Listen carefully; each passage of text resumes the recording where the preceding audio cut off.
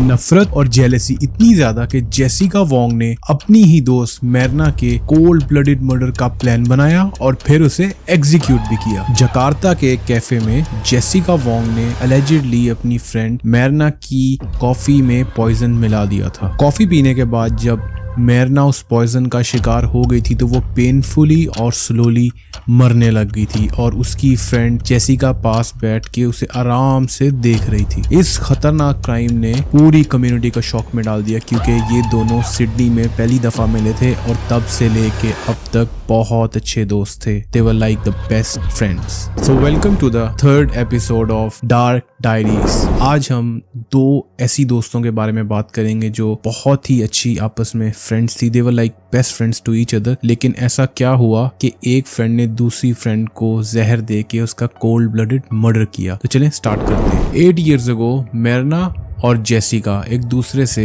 North Sydney के college बिली blue design में मिले थे जहां पर ये दोनों इकट्ठे स्टडी कर रहे थे। जेम्स, पावर, मैरना और जेसिका इन 4 दोस्तों ने मिलकर एक बहुत अच्छा आपस में बॉन्ड बना लिया था। लेकिन अब टेबल्स टर्न हो चुकी थी और जेसिका अपनी ही फ्रेंड मैरना के मर्डर का ट्रायल फेस कर रही थी। एक prominent news anchor Timothy Compass TV पे जेसिका के ट्रायल की लाइव स्ट्रीमिंग कर रहे थे। ये साइंटिफिक इन्वेस्टिगेशन एक फुल फ्लैश ड्रामे में अब चेंज हो चुकी थी और सारे व्यूअर्स यही सोच रहे थे कि जेसिका को शायद अब डेथ पेनल्टी को ही फेस करना पड़ेगा। जेसिका और मरी वी मैरना दोनों ही अब इंसाफ यानी जस्टिस का इंतजार कर रहे थे। जेसिका और मैरना एक दूसरे के साथ ही रहा करते थे जब इन्होंने अपना अंडर ग्रेजुएट उस कॉलेज से किया, लेकिन अपनी स्टडीज खत्म करने के बाद जेसिका ने ऑस्ट्रेलिया की परमानेंट रेजिडेंसी ले ली और वो इधर ही सेटल हो गई, जबकि मैरना वापस इंडोनेशिया मूव हो गई। मैरना के इंडोनेशिया वापस मूव होने का रीजन उसका बॉयफ्रेंड आरिफ था। वो अपने बॉयफ्रेंड आरिफ के लिए वापस चली गई थी। मैरना एक ऑप्टिमिस्टिक आउटलुक के साथ एक इंस्पायरिंग इंडिविजुअल थी। 2 साल पहले मैरना इंडोनेशिया से ऑस्ट्रेलिया अपने वेकेशंस के लिए आई और अपनी फ्रेंड जेसिका से दोबारा मिली। मैरना और जेसिका काफी क्लोज फ्रेंड्स थे। शायद इसी वजह से मैरना ने अपनी फ्रेंड जेसिका को एक एडवाइस की कि वो अपने करंट ऑस्ट्रेलियन बॉयफ्रेंड से अपना रिलेशनशिप को खत्म कर दे, वो इसके लिए सही नहीं है। कुछ लोगों का तो ये भी कहना है कि शायद यही बात थी जो जेसिका को बुरी लगी थी और जेसिका ने उस बात का माइंड किया था और बाद में प्लान करके अपनी ही फ्रेंड का कोल्ड ब्लडेड मर्डर किया। लास्ट ईयर अगस्त में 26 years ओल्ड जेसिका को सुसाइड अटेम्प्ट के बाद 5 दफा हॉस्पिटल में एडमिट किया गया था। जेसिका ने एक नर्सिंग होम में जहाँ पे एल्डरली लोग रहते थे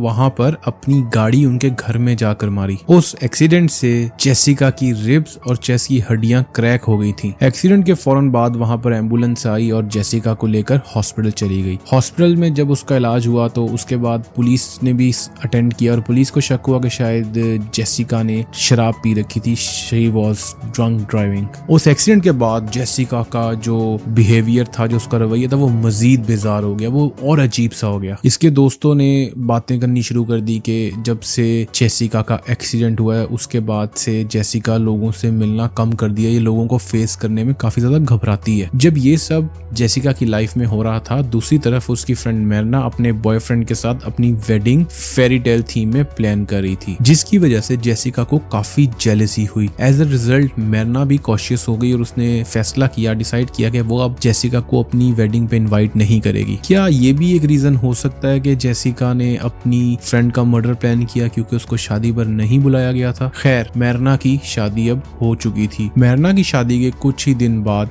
जेसिका को न्यू साउथ वेल्स एम्बुलेंस की जॉब से निकाल दिया गया था, जहाँ पे वो ग्राफिक डिजाइनिंग की जॉब करती थी। जॉब लूज होने के फौरन बाद जेसिका ने ये डिसीजन लिया कि अब वो भी वापस इंडोनेशिया ही चली जाएगी और वो इंडोनेशिया चली गई। मैरना अपनी फ्रेंड जेसिका और एक और कॉलेज फ्रेंड हनी से 6 जनवरी को ओलिवर कैफे में मिलने के लिए तैयार थी। ये ख्याल किया जाता था कि जेसिका अपनी फ्रेंड मैरना से उसके गुड फॉर्च्यून और एक अच्छे फ्यूचर की वजह से काफी ज्यादा जेलस थी। जेसिका ने प्लान मीटिंग से कुछ देर पहले अपनी फ्रेंड्स को मैसेज किया कि वो इनके लिए ड्रिंक्स ऑर्डर करवाने लगी है। तो इनकी दोस्तों ने आगे से बोला इतनी जल्दी क्या है, जब हम मिलेंगे तब ऑर्डर करवा लेंगे, लेकिन जेसिका ने उनको इंसिस्ट किया और उनके लिए पहले से ड्रिंक्स ऑर्डर करवाई। पुलिस के मुताबिक जेसिका अपनी फ्रेंड को मर्डर करने के लिए टाइम से पहले कैफे गई। ये एक बहुत स्केरी एक्ट था। 3:30 पर जेसिका को कैफे में एंटर होते सीसीटीवी से देखा गया और इसकी फ्रेंड्स ने 90 मिनट्स बाद इनसे मिलने आना था। कुछ ही देर बाद जेसिका कैफे से उठी और बाहर निकल गई। इसने पुलिस को ये बताया कि ये अपनी फ्रेंड्स के लिए गिफ्ट्स बाय करने गई थी। खैर जब वो वापस आई तो उसके पास 3 बड़े बड़े बैग्स थे, हर एक बैग में एक लिक्विड सोप की बोतल थी। जब वो वापस पहुंची तो जेसिका नजर घुमा के सारी टेबल्स पर कुछ देख रही थी, कुछ नोट कर रही थी। सीसीटीवी में जेसिका की ये सारी मूवमेंट्स नोट हो रही थी और जेसिका बैठकर उस आइस कॉफी का इंतजार कर रही थी जो इसने अपनी फ्रेंड्स के लिए ऑर्डर की थी। कॉफी की डिलीवरी अब आ चुकी थी, कॉफी को वेट्रेस ने आके टेबल पर रख दिया और सीसीटीवी में नोट किया जा रहा था कि जो जेसिका थी वो टेबल पर चीजों को मूव कर रही थी, कभी इधर कभी उधर, कभी इधर कभी उधर। वो अपने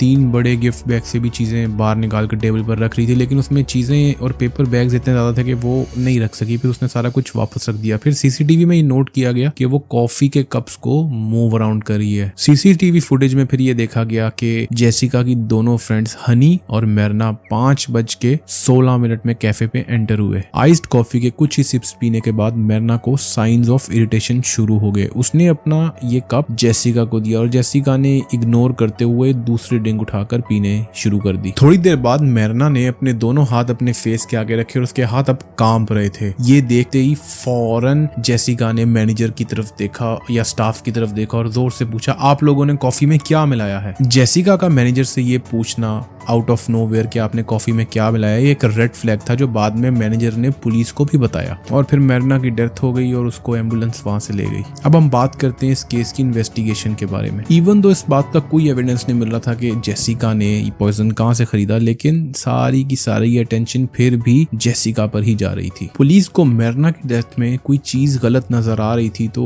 उन्होंने इसके फैमिली मेंबर से इसके पोस्टमार्टम की परमिशन मांगी। फैमिली ने अपने रिलीजियस बिलीफ की वजह से उसके पोस्टमार्टम से मना कर दिया। उसके घर वाले मुसलमान थे और मुस्लिम्स में औरतों को डेथ के बाद पोस्टमार्टम की इजाजत घर वाले इतनी आसानी से नहीं देते। उसके फैमिली मेंबर्स ने अपनी रिलीजियस बिलीफ की वजह से उसके पोस्टमार्टम से पुलिस को मना कर दिया, लेकिन पुलिस ने उनको 2-3-4 दिन लगा के कन्विंस कर लिया और उसके फैमिली मेंबर्स को बताया कि पूरी प्राइवेसी से उसका पोस्टमार्टम करेंगे और सिर्फ कुछ ही सैंपल्स लेंगे। और ये बात है 9 जनवरी 2016 की। जब पोस्टमार्टम के रिजल्ट्स आए तो उसमें क्लियरली साइनाइड के ट्रेसेस मैरना के स्टमक में नजर आए और पुलिस को अब सस्पिशन होना शुरू हो गया उसकी फ्रेंड पर। 30 जनवरी को जेसिका को पुलिस ने अरेस्ट कर लिया क्वेश्चनिंग के लिए। अरेस्ट के बाद इसकी काम नेचर और स्माइल देखकर पुलिस को काफी कंसर्न हुआ कि ये घबरा नहीं रही, ये परेशान नहीं है, तो पुलिस ने डिसाइड किया कि वो इसकी साइकोलॉजिकल चेकअप करवाएंगे। इसके साइकोलॉजिकल टेस्ट के रिजल्ट एक रोमांटिक नार्सिसिस्टिक पर्सनैलिटी को रिवील करते थे जो बहुत ज्यादा दूसरों से जेलस होती थी। इसके ट्रायल को इंडोनेशिया में ट्रायल ऑफ द सेंचुरी कहते थे, जो